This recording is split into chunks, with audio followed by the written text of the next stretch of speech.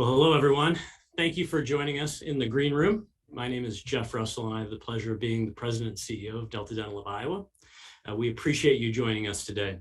I think we have a really fantastic topic with a couple of great panelists, and I'm really excited to host this conversation. A couple of housekeeping events. So we are recording today's event, so you can come back and listen to this or watch this if you want to get those tidbits again, or if you, for some reason, weren't able to join us and are watching this now in video. All of our participants are muted and cameras are off, so it'll just be the panelist and I today. So why do we do the green room? I think I've talked about this in some of our previous shows, but one of the things that I find the most valuable is interacting with leaders in a variety of different ways and talking about issues in our business. And sometimes those things have to do specifically with the things we do today, day to day, and sometimes they're more like this, where they're talking about leadership. And over the course of many years, I've enjoyed having those coffees and meetings. And the green room really is that opportunity for you to come and join us at the table. So this is an informal dialogue. We're going to have a little bit of a presentation today to give you some background on this conversation, but really it's about inviting you into this conversation to do that. So as we invite you in, you're welcome to join us on the chat. If you want to go ahead and chat questions as we go through there, we'll be happy to do that. So let me go ahead and get started. Spring is hopefully approaching in the Midwest. It doesn't feel like that here in Des Moines today. And hopefully the pandemic is starting to be a little bit behind us. I say I hope because we've seen this movie before. But many companies are rolling out their return to office policies. On my way into the office this morning, my commute was a little heavier with traffic than normal. And I think what we're seeing is, if you're like us, you've changed this 3 or 4 times over the past 2 years. And we know that we're now in a really fluid and flexible time frame. So for companies that are able, it feels like that hybrid is going to be the way of the future, certainly in the short term around that. But there's no question that we're all appreciating the flexibility that the technology has allowed us to have. Who would have thought 2 years ago that we would all be interacting in Zoom and Teams and all these types of tools as we have? And yet we're all social creatures. We all crave that ability to create relationship. We crave that ability to be able to build connections and build culture. And so even for remote companies, companies that have always been remote, they're finding the value of these in-person collaborative meetings. I was reading Axios, and they're bringing their people from all over the country to Charlotte to be able to do an in-person meeting so that they can build that relationships and create that culture. So most importantly, I think we all have a lot to learn about this new world of work. For experienced leaders, we all have new tools and new techniques that we need to be able to learn in this new world so that we can be the most effective we can be for our teams. For professionals, I think what we're realizing is that if we're not going to be in the office 5 days a week, we have to change the way that we work as well. And so there's an opportunity for all of that. And for companies that have now a true hybrid, they have people on site and people who are remote, think manufacturing. It's about how do you build cultures that don't create an us and them environment, that you can continue to create that cohesive culture. And so that's what we're going to work on today. We're going to dive into this, recognizing that there are lots of differences related to gender and diversity and types of businesses and all those things as we look at that. And I'm really excited to talk about how is it that we become intentional and how do we have intentional leadership. So 2 fantastic guests today. I'm going to introduce the first, my friend, Tiffany O'Donnell, the President and CEO of Women Lead Change. I've had a chance to work with Tiffany on the Epic Corporate Challenge, which she'll talk a little bit about. And their organization works on really developing women leaders across businesses and organizations. So Tiffany, I'd love if you have a chance to introduce yourself a little more and give a little bit of background about Women Lead Change. Thank you so much. Thanks so much. And thanks to you and Delta Dental for carving out this time for us today to talk about this very important topic that is changing as our culture, as you talked about, Jeff, is changing around us. Our norms about how we work is certainly different today. It's interesting, Women Lead Change is about to celebrate our 15th, well, we do celebrate our 15th anniversary this year. And the more things change, the more they stay the same. Unfortunately, in this case, when genesis of Women Lead Change was when a group of business leaders had a workforce need. They had a workforce challenge. They needed people to work, and they wanted people wherever they may be. And what they found was this incredibly untapped market of women out there that just for whatever reason weren't in the workplace, weren't working to achieve leadership roles. And so this group of women leaders with support from the private industry, private business, came together to create Women Change. And so our mission 15 years ago was to develop workforce talent. We happen to look through it through a gender lens, but nonetheless, it was workforce generation. And now that we're, interestingly enough, we find ourselves in this same spot where women are disproportionately out of the workforce for a variety of reasons, of their choice and some of it not. So I appreciate the opportunity anytime we can come together to talk about a way forward, and specifically how we can support our and emerging leaders, which remains Women Lead Change's, mission, laser focused mission. So the pandemic, if nothing else, certainly has underscored the need for the work that we do. And you may know us from conferences and research and workshops. Our work has intensified post-COVID. Women have left the workforce, as we know, in unprecedented numbers, as many as 3 million, McKinsey estimates. And now we're seeing what's being called now, for lack of a better term, the great reshuffle. Studies from Women Lead Change and others revealed the sacrifices made by women during this pandemic had a negative effect on both mental and our physical health. And as the world of work continues to shift, leaders and team members are asking, what now? So we've seen that the leaders who've really excelled over the past 2 years have shown the V word, vulnerability, which again, I will consider that a gift of the pandemic, and been honest when not having the answers about the challenges, because none of us truthfully have had the correct answer, at least at some point along the way here. Add a new twist in regard to visibility and the ability for remote workers to take those stretch assignments in a virtual hybrid environment. We know that becomes a new challenge. Women in particular, disproportionately, again, opting for this hybrid environment, really have to be intentional about our exposure to leadership and our willingness to take on these stretch assignments and communicating early and often about that. Current and emerging leaders have much to learn, and it's going to be a business imperative at the end of the day as we work as companies to recruit, as a state to recruit and retain, while we foster these inclusive cultures with our remote teams. Women Lead Change, for example, our conferences this year are serving a new role for a lot of these companies. Jeff mentioned, Axios bringing teams together. Our conferences have now become a place for that, for companies that have remote teams. They're now using our conference as a reason to bring people together. We're trying to find ways to continue to foster this new culture. We continue to remain laser focused on workforce development. And we, again, through a gender lens and programs like something called the Epic Corporate Challenge and opportunities for learning from each other like today's session are important for women and allies. And I'll talk about Epic, I know, later on, Jeff. Thank you again to you. I look forward to the conversation with you and Dr. Livingston today. Absolutely. I think there's a lot to unpack there, and we'll certainly do that after we hear from Dr. Livingston. So our special guest today is Dr. Beth Livingston, who's an assistant professor at the University of Iowa Tippie College of Business. She has a deep background in terms of an expert in organizational behavior with lots of focus and research in gender and diversity. And we thought we'd do something slightly different than we normally do. A lot of times we just go into a panel, but we thought her content was so good, we want to spend about 15 minutes having her present some of her content, and then the three of us will certainly react to that. So as we go through that, if you have questions or things you want to put in the chat, do that, and we'll try and get to those a little later, but we appreciate that. So Dr. Livingston, the floor is yours. Take it away. Thank you so much, Jeff. It is such a pleasure to be here. And I wouldn't be a professor if I didn't get the lecture, I suppose, is the norm that we're setting here. But we'll try to make it as little resembling your college lectures as possible. So it looks like my slides are not up, Jill. We have the conversation slide up, if we could. Perfect. Thank you so much. So as I was thinking about today's topic, about leading with intentionality, about what that means, I, of course, was struck by the impetus that Jeff and Tiffany have been talking about, and the way in which the pandemic set us all, including those of us who study the world of work, reeling. I remember in March 2020, and the university sent us all home, and they said, well, we'll be back in 2 weeks. And it was right before spring break. And I was like, okay, well, maybe 4.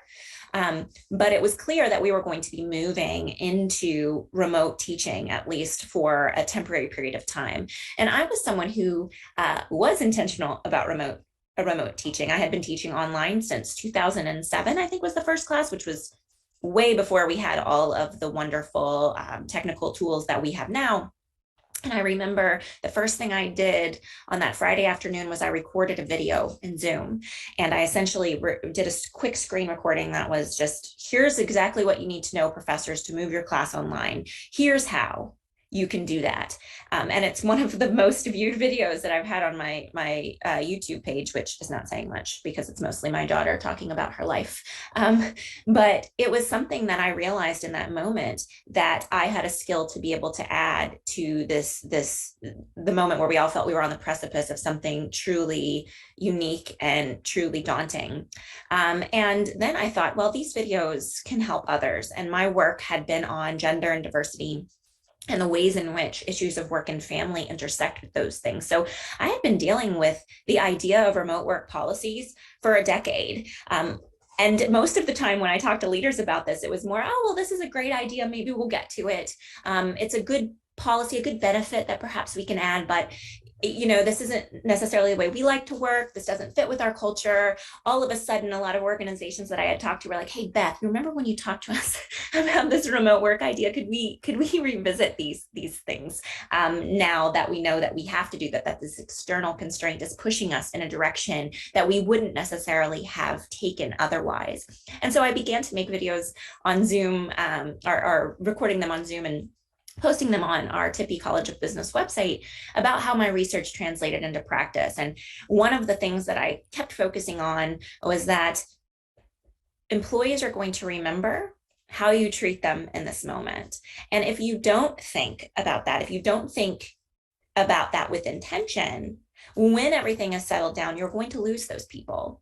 And indeed, unfortunately, I believe that was a fairly prescient thing to say, because I think a lot of companies are seeing this reshuffling, as Tiffany's talking about, where people are remembering they forced us to come in, they didn't talk to us, they didn't treat us with respect. And now that I have the opportunity to leave, that the labor market perhaps is tighter, then there are opportunities for me to go elsewhere. Essentially, the message that I was sending was, be careful not to let your fear and uncertainty translate into a lack of support. And I think that in this reactive moment, a lot of companies failed to take that advice. So if we can go to the next slide, when I was thinking about what it meant to lead with intention, I thought about this quote, and it's one of my favorite quotes from this book, Lean Forward into Your Life. And it says, intention is not groggy in the morning. The day is met with a particular enthusiasm. The possibilities of the day are partners, not adversaries. Intentional living recognizes that while accidents happen, life is not an accident. Days are built choice by choice. And the reason I like this selection is because it brings up a couple of things that I think are particularly important. And when we want to think about how to lead with intention around remote work and around diversity and inclusion issues as well, because it frames intentionality around choices and actions. Not around this passive observation of the things that are going on in our lives, but around how we can act within this. And throughout my time educating leaders and business people, I have recognized that one of the key factors that separates those great leaders from perhaps those who don't aspire to those positions is their desire to act, their desire to be bold, to be the forward-thinking folks at the forefront of new horizons and new beginnings. And that boldness often translates into wonderful risks that pay off, or at the very least, opportunities for learning. And it was very interesting to me that when it came to this idea of remote work, I saw more fear and uncertainty than when folks were launching brand new entrepreneurship ventures, for instance. There was a concern, a hesitancy that did not reflect this idea to live intentionally and to lead intentionally that I would see in other components of their life. And if we can move to the next slide. And so as I thought about what it meant to lead proactively, I talked to organizations about the overall goal. And oftentimes I would say that to lead proactively and to lead with intention is not just to act yourself with intention, but to empower others to do the same, because that's leadership, right? Is to manage other people to be their best and to do their best, and to be in a position to do that, to address tomorrow's problems. And what I realized was this idea of remote work was tomorrow's problem.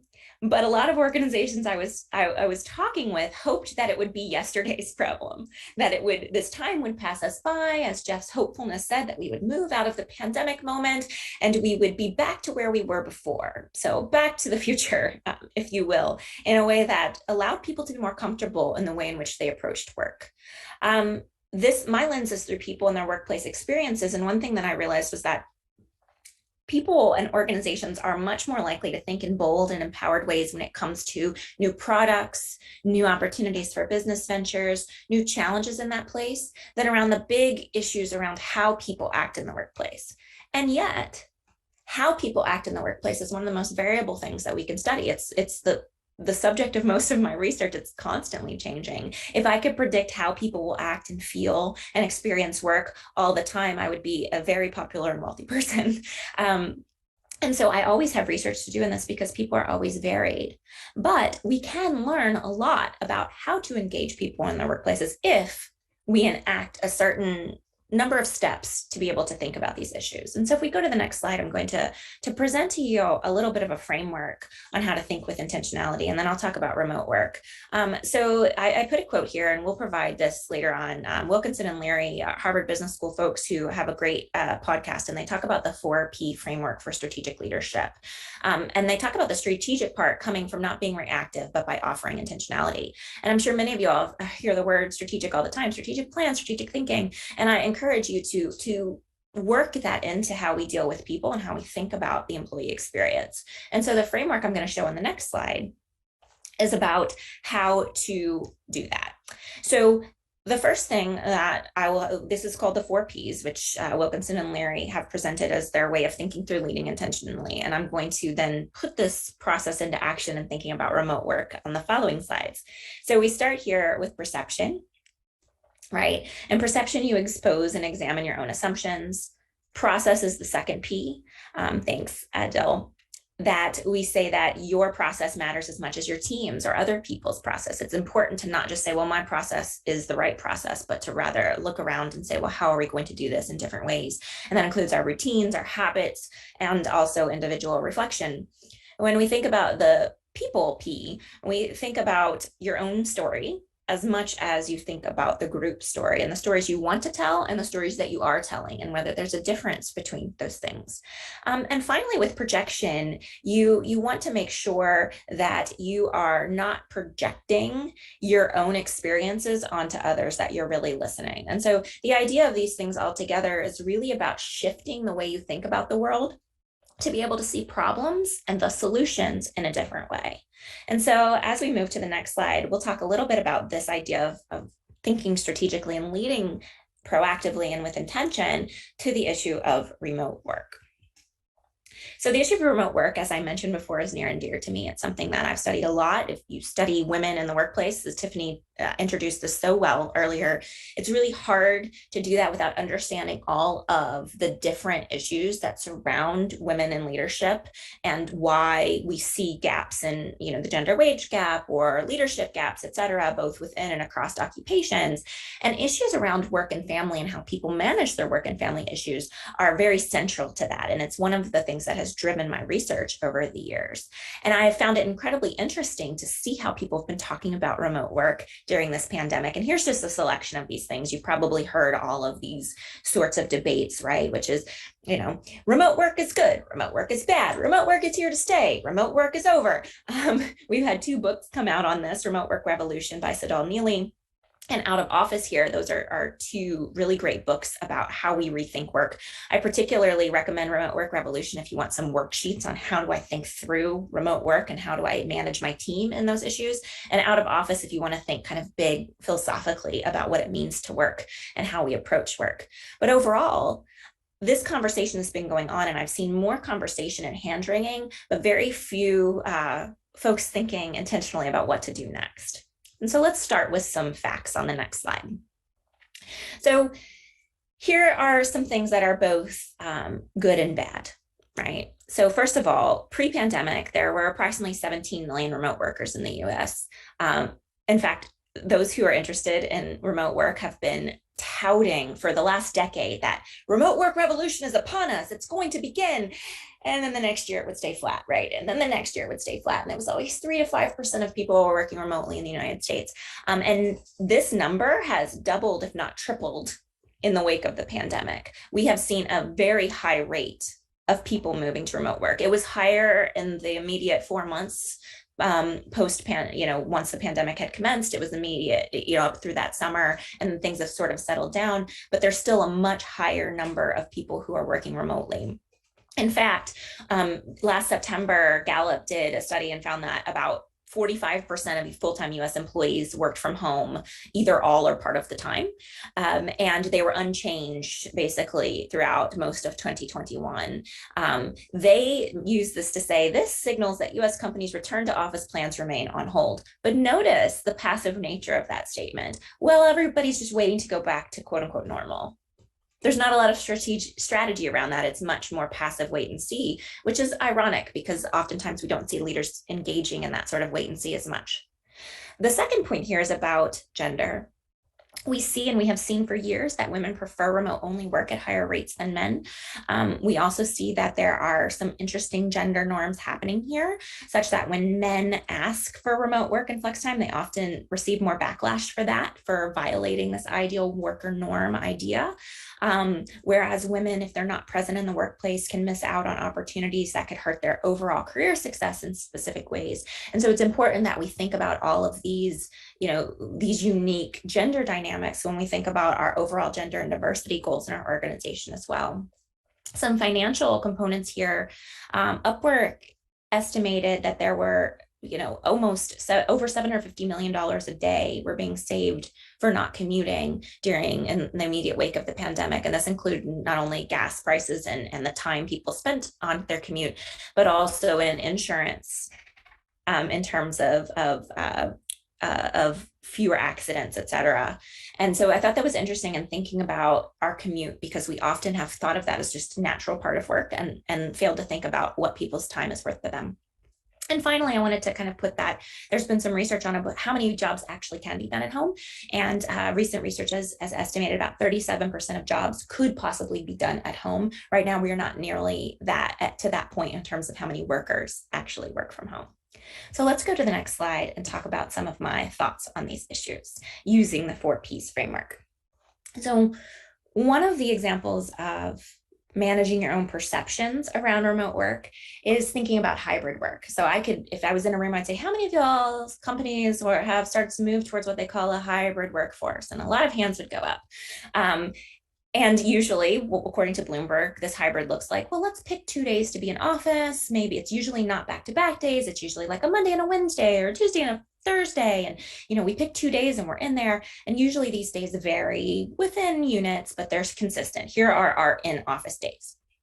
And one thing that I have seen in talking with organizations who do want to be intentional about this is that they're working from their own perceptions of what it means to lead, what it means to manage. And a lot of folks will think of managing as monitoring. I need to be able to see people, right? I need to understand what people are doing to be able to help them. And that includes saying, well, we need to pick which days to be on. We need to manage these coordination costs by putting people on site at particular times. But one thing that I've realized is that these policy terms about hybrid can obscure goals. If we operate from our own perceptions and ignore other people's perceptions or project our own experiences onto others, then we get away from, say, why remote work works in the first place, to how do we make a consistent policy that is as rigid as non-remote work was. And so a lot of my arguments with these organizations have been saying, well, how do you want employees to feel? Well, how do they perceive the challenges of working remotely? Have you talked to them? Have you thought about them? And oftentimes what comes out is no. Well, of course, employees want to work remotely. They don't want it to be monitored. They want to do whatever they want. Instead of saying, well, have you actually asked what's working well remotely? What's not? Or is it only your perception that there's no way we can socialize if people are not co-located? There's no way we can monitor, because it's important that we don't project our own perceptions onto other people. So let's move to the next slide. And so as I think of the questions that I encourage organizations to think about, to move through this intentional thinking, I use a series of thought exercises. And around remote work, here's some of what the research suggests and what my own experiences working with consulting and doing research has suggested about this area of remote work. First of all, how do people want to experience work? They want to feel like they can control their time and their schedule. This is what remote work has done for people that have access to it, which is said, well, I have control over the way I do what I want to do and the way I do my job, as well as the way I manage my non-work responsibilities.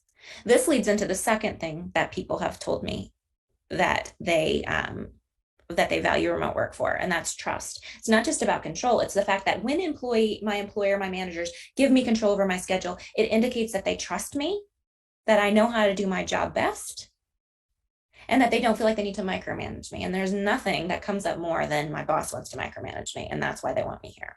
And so you need to be careful if your goal, and this is the projection and perception thing, if your goal is we need to communicate culture and they see it as you want to control me, that can backfire. It's like putting toothpaste back in a tube. It's not very easy to do.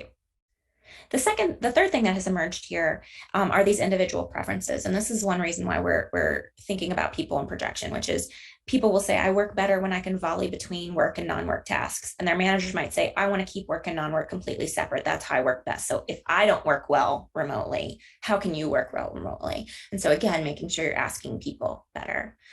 The other thing here, and agent experience is in that too, which is I see norms differently than you do. I see work differently than you.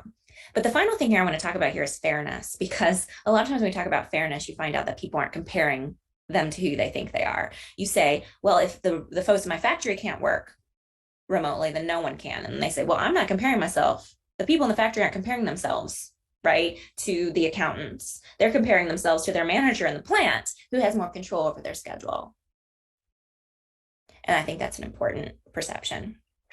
So, final questions to ask yourself. What experiences do you want people to have? What story do you want to be able to tell? And importantly, who's the protagonist of that story? How can we be intentional about that?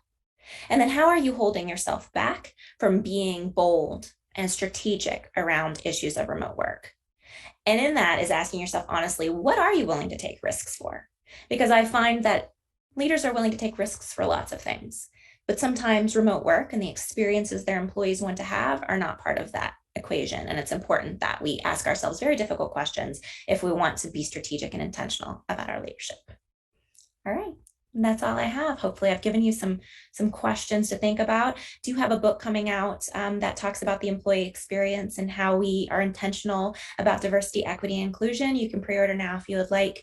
We're very excited about it. It's coming out for Harvard Business Review Press in October. And there is my contact information if after our talk today, you want to reach out and ask me any questions about what I've talked about today. Thanks. Fantastic. Thank you, Dr. Livingston. We appreciate that. I did forget to mention your book, so I'm glad that you were able to do that at the end, and certainly get out and pre-order that coming out in the fall. So as we move to kind of some discussion, one question sort of, there's just a lot to unpack, especially in that whole conversation around control and trust and preference and all that.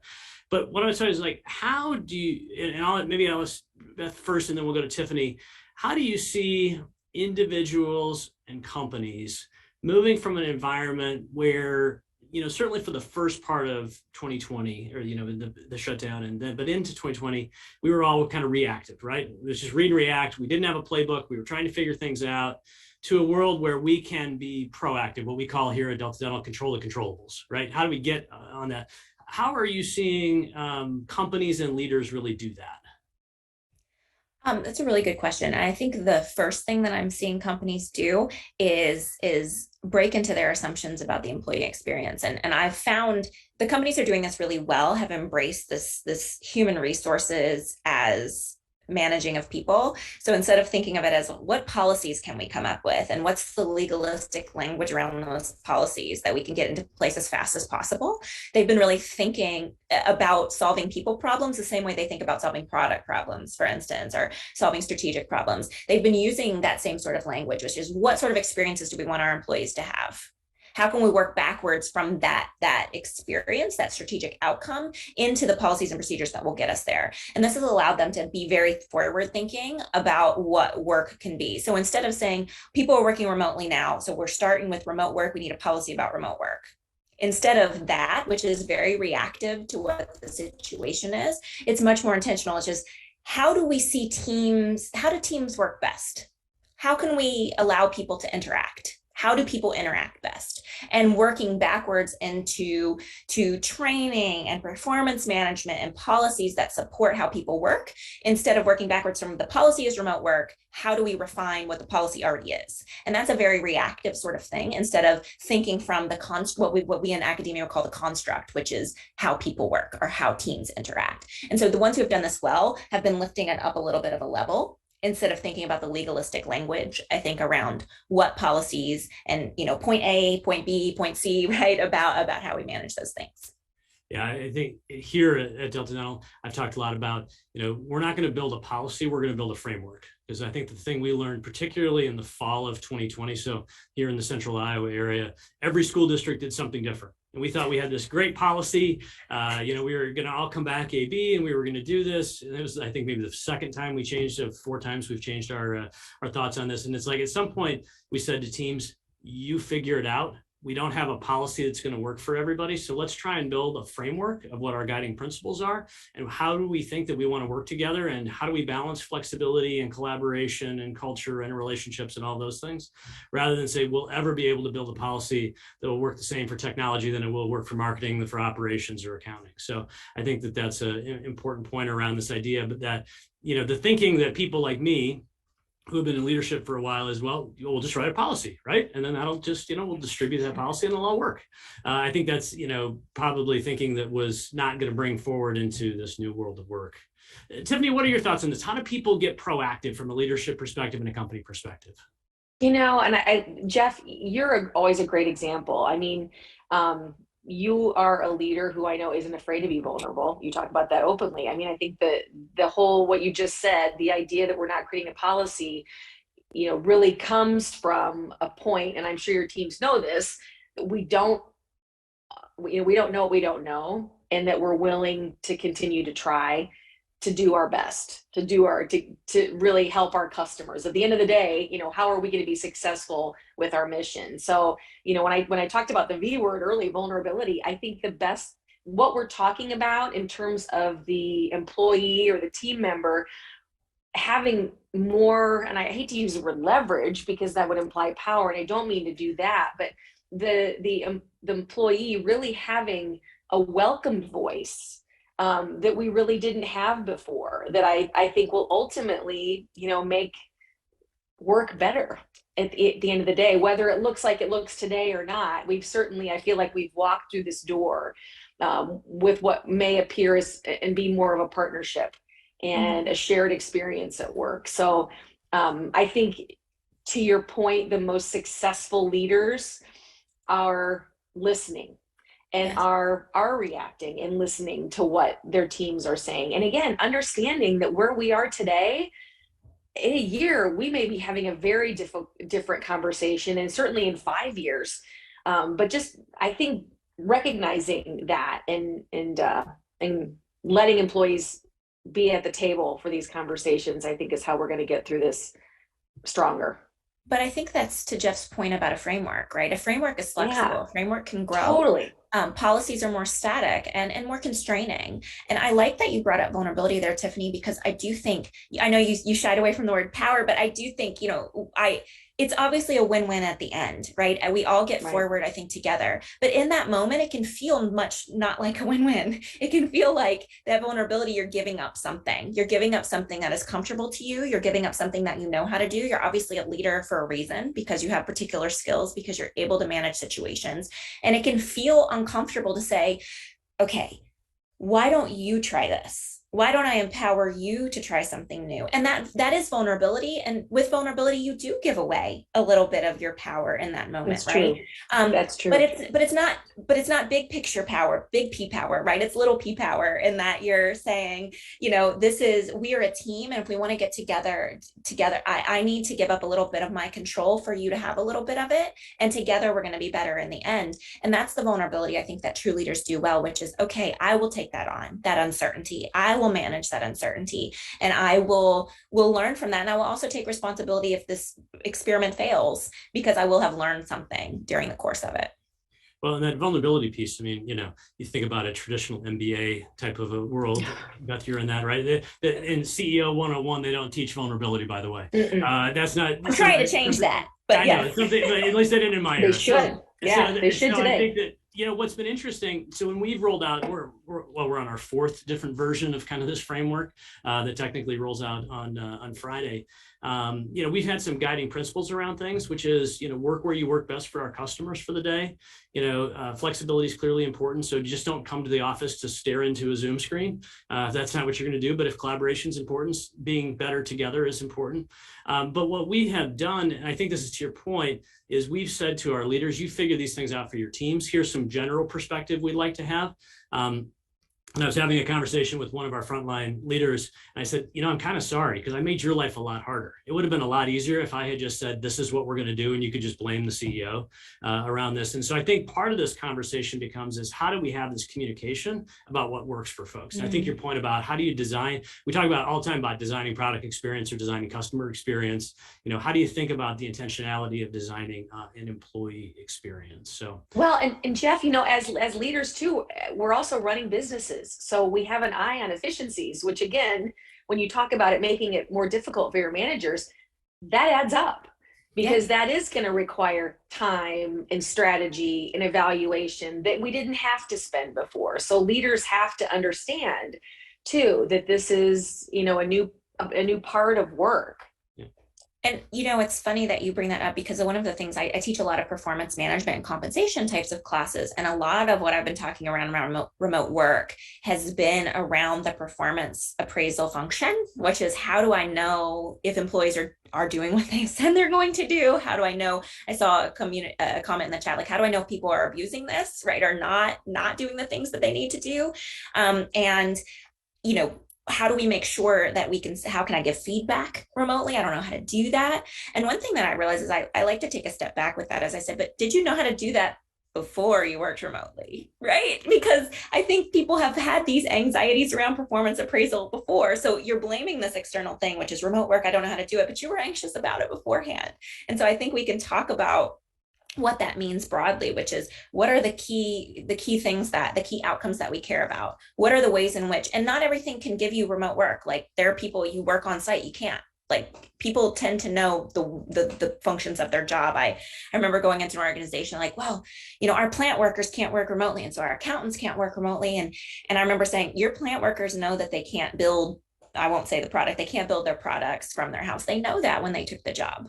They're not stupid. They know that the job requires this, but that doesn't mean that, again, if we take a step back and say, how do you want employees to experience work, that we can't allow them to have more control over the way they do their job or the way they experience work. And so if we can lift up from the policy, which is remote work or no remote work, to how do we empower employees? How do we give them control in ways that we can give them control? I think we lift it up to a level where fairness is not everybody gets the same equal thing, but rather we're treating everybody with the same respect and deference. So this is the point in these that I usually want them to go on another hour because I think we've got like 3 really interesting threads there. So I'm going to try and take each one individually. I want to talk about performance, then I want to talk about this idea about fairness. So let's go to performance first. So I think there is this belief in a world where performance was partially measured by, am I in a seat for a period of time physically? And if I'm in the seat, then I'm probably doing the work because I can either visually see it or I'm perceived to be doing it, to one where I'm not necessarily in a physical environment, at least part of the time. And so we have to find new ways of measuring this. And some jobs are, I think, better suited to measuring those things. If you think about people in our world that process claims and answer phone calls, those are very metric-driven kinds of jobs. Technology, marketing, other kinds of jobs like that that are a little more abstract in terms of their measurement. What advice are you, I'm going to go to Beth first and then I'll come back to Tiffany. What advice are you giving companies about this concept? Because there's this deep-seated fear, I think, from managers that somehow people are just going to be at home, playing video games and not doing their work. So talk about how you're thinking about performance and what a framework we could have to sort of conceptualize that. I think you make a good point in that fear. I love that you use the word fear because I think it is really a fear, and it's a fear of uncertainty. And that's related to the vulnerability that Tiffany was talking about before, which you have to make yourself vulnerable to take a risk on behalf of your employees. But I think the first thing that's important to do is say, well, what is holding you? Like, what are your major concerns? What are you concerned? You have evidence to suggest that your employees are not going to do the work that they need to do. And if so, let's think about the broader reasons why that might be. Number two is defining performance. And I think that this is an important exercise, regardless of whether we have remote work. If you want to lead intentionally, is what does performance mean in each of these units? What is that actually? Not what's easiest for us to measure, but what is actually most related to our broader upstream organizational goals. And sometimes that is, we would say, well, it's effort, right? And I always laugh when I go into organizations, I'm like, can I get your performance data? And they're like, yes, we have 1 to 3, here you go. And I'm like, oh, 1 to 3, that is not very much variance to explain the employee experience. But again, it's how we're doing it. And I think it's important that we deconstruct those things. What's the deliverables? I often think, what's the deliverables for a specific task? So I'll have people list out what are we measuring performance about, and what are deliverables, and how we can change the process around to focus on those things. So oftentimes it's a really broader HR exercise, which makes people, get all sweaty and bored, I think. But I do think it's an important thing to think, well, what do you mean by performance, right? Do you mean, like you said, butts and seats, or do you mean something different? Tiffany? Mm-hmm. So interesting. I think we also have to rethink what these evaluations look like. I mean, when I think about, we need to add a metric for how we're working remotely. Are we communicating early and often, which we know is a component to this, to being successful in a remote work environment. We're going to have to add communication as part of our evaluation. For our team members, do we have, best practices in place? Is our team member, continuing to do her work and achieve her goals while being available, while communicating, while still sharing new ideas, while still raising her hand for new assignments? I think we have to add a whole new component when we're evaluating a team member who works virtually. There are other needs, and therefore other measures for success. And I think that you make a good point about that, about skills, because I think it's an opportunity for us to think about management skills as well, right? Like I was struck by what you were talking about there, which is communication and and goal setting. And I'm like, one of the things that came out of some research we did at the University of Iowa during the pandemic was that remote workers were feeling a lot less stressed during the pandemic compared to those that had to work on site, which of course makes sense. But remote managers, people who were managing at least one person remotely, were very freaked out. They were very stressed. And so they didn't know how to manage during this time. They weren't getting the support they needed. No one was really training them. We wrote a grant and have a large grant where we're developing right now training for remote managers that balances productivity and well-being, because both of those things, of course, are important. We're developing that and going to test its efficacy in organizations across the region. But one of the things that has come out of that is, remote managers felt very adrift. They did not feel that they were being supported because, like you said, they weren't necessarily trained in how to communicate with people. But that doesn't, again, like I said, that doesn't mean they were trained that well beforehand. They were emulating. If they were lucky enough to have a leader like Jeff, they could emulate. That was different, but not everybody has those sorts of leaders, and they're just kind of writing it themselves. And I fear that's also a pipeline problem, is why we get women and underrepresented minorities who fall out because they don't have the support to gain the skills they need to move up. So I want to come back to something, Tiffany, you brought up early about the impact of the pandemic and the impact of that, particularly on women in the workforce. And I want to come back to this concept of fairness. It also is a little bit in our chat around preferential treatment. I was a big fan of the Chicago Bulls back in the 90s when Phil Jackson was the coach. And when you read his book, Sacred Hoops, the way he coached Michael Jordan was very different than the way he coached Dennis Rodman. If you know anything about basketball, they're two very different players. And so, maybe Tiffany, talk a little bit about how you're seeing this impact women and this idea of preferential treatment or fairness or reboarding if people have left the workforce and coming back, and how managers and leaders can think about that. Because I think to some extent, we can make fair be equal as opposed to fair be fair. And so talk a little bit about what you guys have seen in your research and your thoughts, and then maybe Beth, we'll leave the last comment to you before we let Tiffany wrap us up with some work on EPIC. Yeah, I just think that if we're choosing to work in this remote environment, and I can't stress communication enough because we're not in the room, and we all know, it's my concern as an organization whose mission it is to advance women leaders at all levels. Visibility is very different in this environment. We know that the meetings before and after the meetings matter.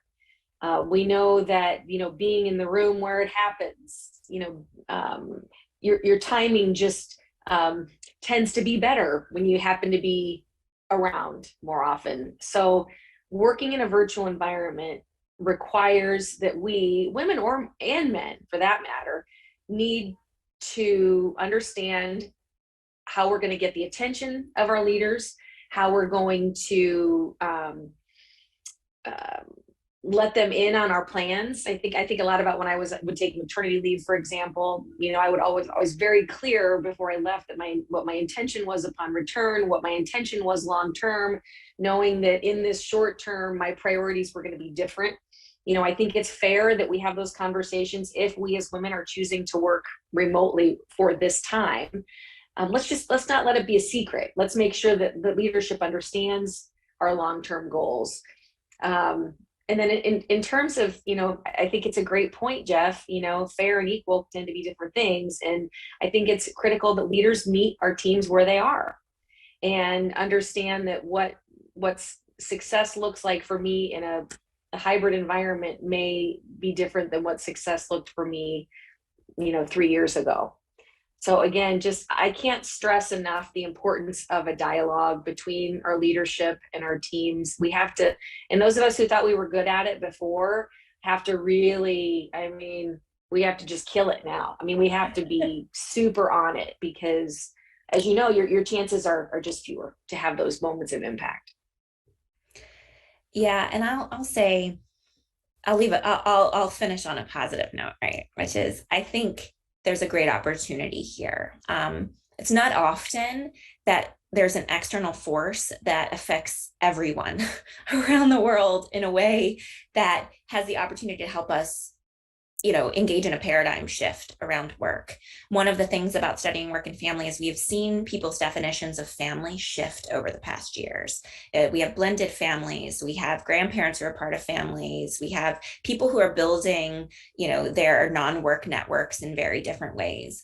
And we have not had that same paradigm shift when it comes to work in terms of how people do their jobs, the sorts of jobs people do, what do people's careers look like, and how do they build them in these unique ways. And this is an opportunity, I think, to rethink those things and to rethink how we skill build around them.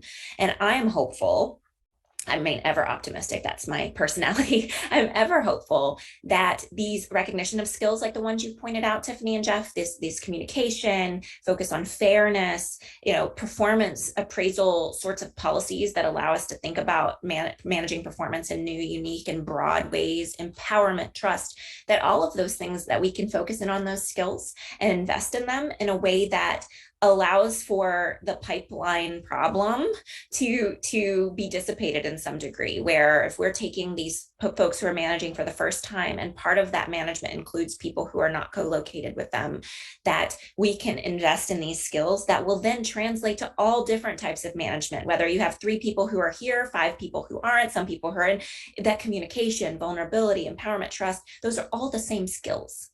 And if we can invest in those skills at a very early stage and demonstrate our support for these new leaders and saying, we support you, we want you to develop those skills, even if they're transferable to other organizations, which has prevented some companies from investing them in the past, then we might see less of this attrition that happens at these lower levels where people are getting into positions that they're not prepared to do. So I'm hopeful for the future that these skills, because I do think that they are transferable across many different modes of working, and we can distill down into what really matters, which again is empowerment, control, trust, fairness, all of these big picture issues.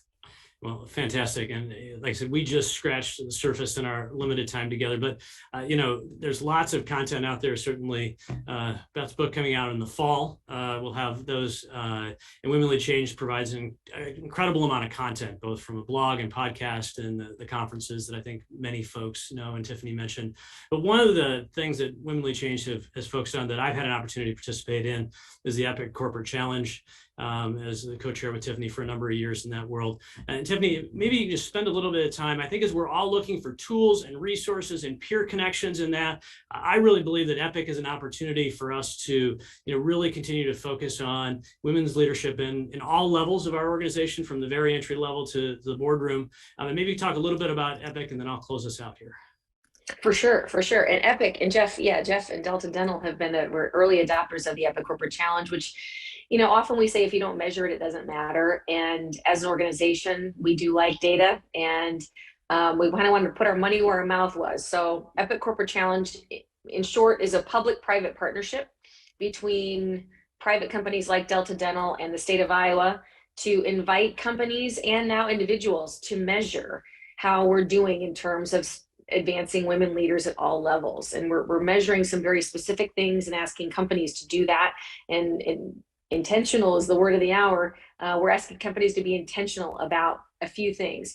They can sign up to do any or all of these metrics, and we have some supporting development materials on our website that offers support around this. But we ask to increase the percentage of women of color in current and emerging leadership positions, including on our boards of directors. So we ask you as a company, how are you doing there? We ask how you're doing in terms of actively recruiting and retaining women in your workforce. We ask what your percentage is of women in the top 10% of your senior positions. We ask the number of women on your board of directors. And then finally, and what can be the most sticky one, we ask you what your, if you have any pay gaps. So these are very intentional metrics that companies voluntarily take the Epic Corporate Challenge, and Iowa Workforce Development is the one who sets out that, puts out that survey annually. This again, as companies do that, we also have individuals now saying, I want to be an Epic ally. So those who take our challenge as individuals, how do I help women move into greater leadership roles? How do I help eliminate gender bias? And how do I invite others to be a part of this conversation? So you can find all kinds of information on our Epic Corporate Challenge on our website, which is wlcglobal.com. It really is an opportunity for us to measure how we're advancing women leaders, because we do believe when companies set these benchmarks, the Epic Corporate Challenge is a catalyst for real change. And what we've seen in some of our most successful companies is they will take one of these metrics and they will assign, whether it's an employee resource group or just a team of interested parties, to create activities and education around that. And like I said, our website has some very tactical programming around achieving those goals. So thank you again, Jeff and Delta Dental, for your loyal support to that organization. And I believe I'm seeing some names here in the chat. We have Epic Allies taking part today as well. So thanks to you as individuals as well. Absolutely. Well, thank you. So again, we have lots of things that we can unpack. Hopefully you took away a couple of nuggets from this conversation today that you can implement in your day-to-day world. I'm going to quote one of my favorite philosophers, who is Mike Tyson. Everybody has a plan until they get punched in the mouth. And maybe collectively, we've all had a plan. And I think what we're now realizing is we need to move to a new plan, plan B. How do we start to rethink that? And whether that's about how do you as an individual leader become more intentional in how you're managing teams or interacting with folks. If you have an opportunity to lead a company, how's your company becoming more intentional in that? And collectively, how are we supporting each other on this journey that we know none of us have the answer to? There's no playbook. And so I'm going to leave you with one of the questions that Dr. Livingston left us with, which is, how are you holding yourself back? and think about that. I think it's a really important question, which is what, do you have to challenge in your own thinking? What sort of, thing have you brought forward to your experience that you now need to challenge in this new world to become an intentional leader? So Tiffany, Beth, thank you so much for your time today. As always, I now know why these long form podcasts go 2.5 hours, because I could have spent another hour and a half asking questions, but we certainly will follow up with resources that I know both of you and your organizations have available. To all of those who have joined us today, this is a periodic series. We do these about quarterly. And so you'll be on the mailing list, email list to be able to hear our next topic. If you have certainly thoughts, you'll receive a survey in the next few days. Let us know what's interesting to you. We always want to make this table that we've created, this virtual table, interesting to everybody who joins. So have a fantastic day, have a fantastic week, and continue to be intentional. Thank you all. Thanks, everybody.